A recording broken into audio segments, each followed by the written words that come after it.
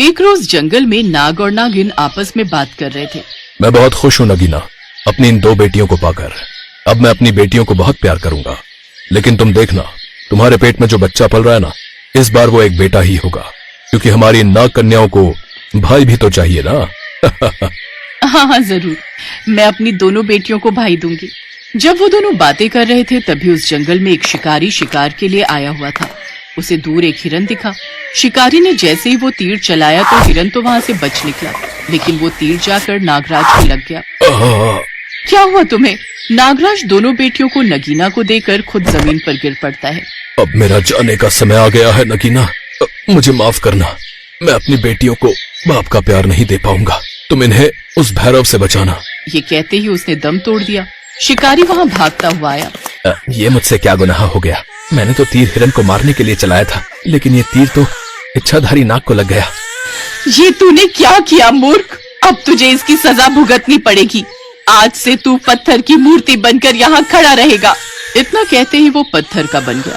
ये कहकर नगीना वहाँ से अपनी दोनों बेटियों को लेकर पास के गांव में चली गई और अपनी दोनों 4 महीने की बेटियों को एक लकड़हारे के घर के बाहर रख दिया और अपने सर से नागमणि निकालकर अपनी दोनों बेटियों को स्पर्श करवाया।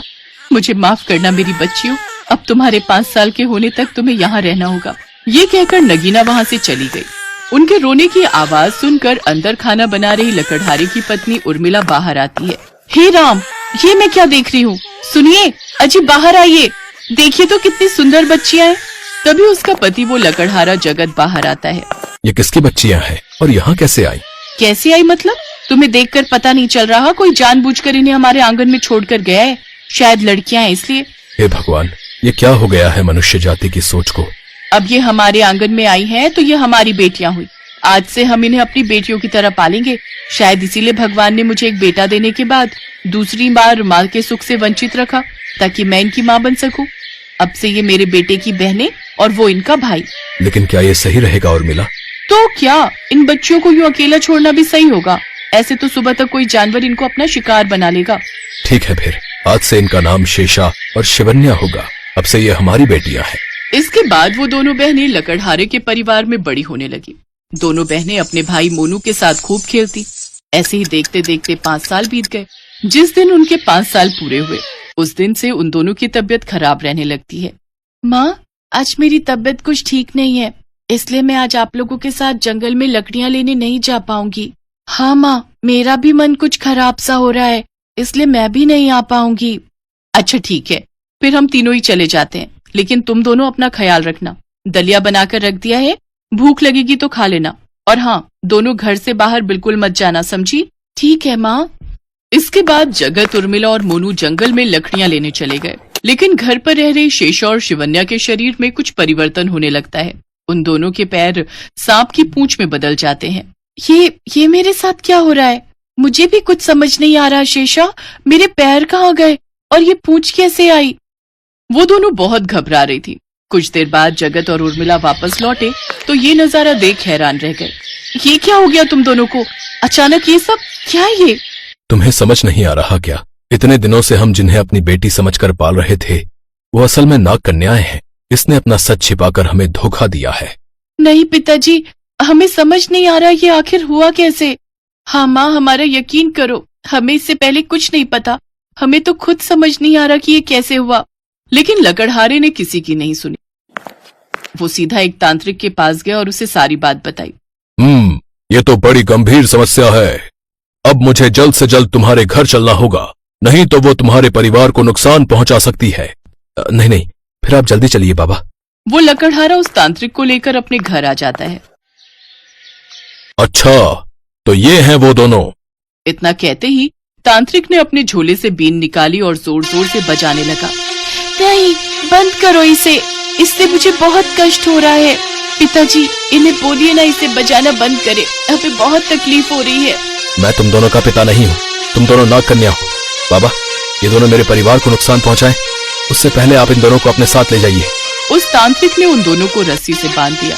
नहीं पिताजी, हम आपको कोई नुकसान नहीं पहुंचाएंगे, इन्हें बोलिए ना, हमें छोड़ दीजिए। अजी, तुम पागल हो गए हो क्या?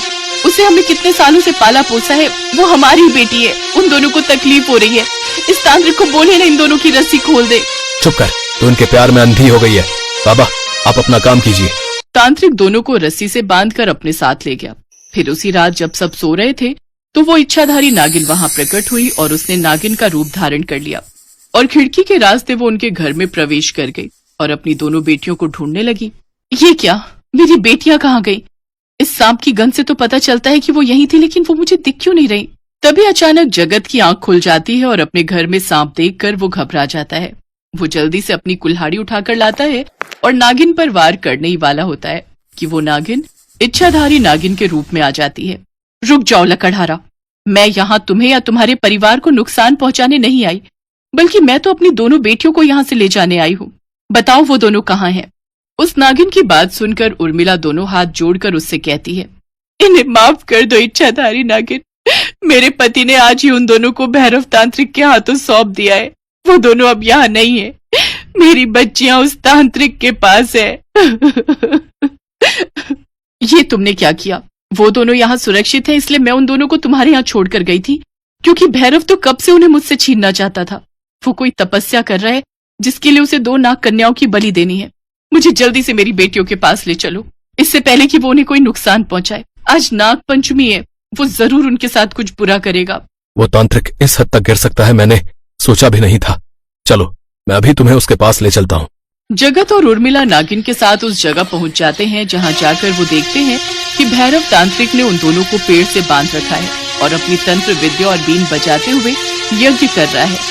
बंद कीजिए, ये बीन बजाना बंद कीजिए, हमें इससे बहुत तकलीफ होती है। ये तो अच्छी बात है, जितनी तुम्हें तकलीफ होगी उतना ही तुम्हारी माँ को दर्द होगा, और वो इच्छाधारी नागिन तुम दोनों को ढूंढती हुई यहाँ जरूर आएगी। फिर उससे मैं वो नागमणि हासिल कर लूंगा, साथ ही तुम दोनों की बलि देकर बहुत शक्तिशाली भी हो जाऊंगा। ये मुझसे क्या हो गया?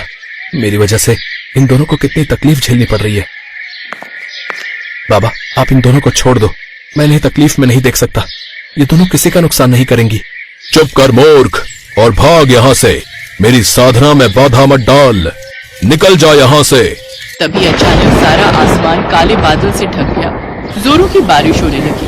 उस बारिश से यज्ञ की आग बुझ गई। ये देख तांत्रिक क्रोधित हो उठा और वो उन दोनों बच्चियों को मारने ही वाला था कि तभी वहां नागिन आ गई और उसने तांत्रिक को मारना चाहा, लेकिन उससे पहले ही तांत्रिक ने उस पर वार कर दिया, जिसमें नागिन को थोड़ी चोट आ गई। ये देख शेषा और शिवन्या क्रोधित हो उठी।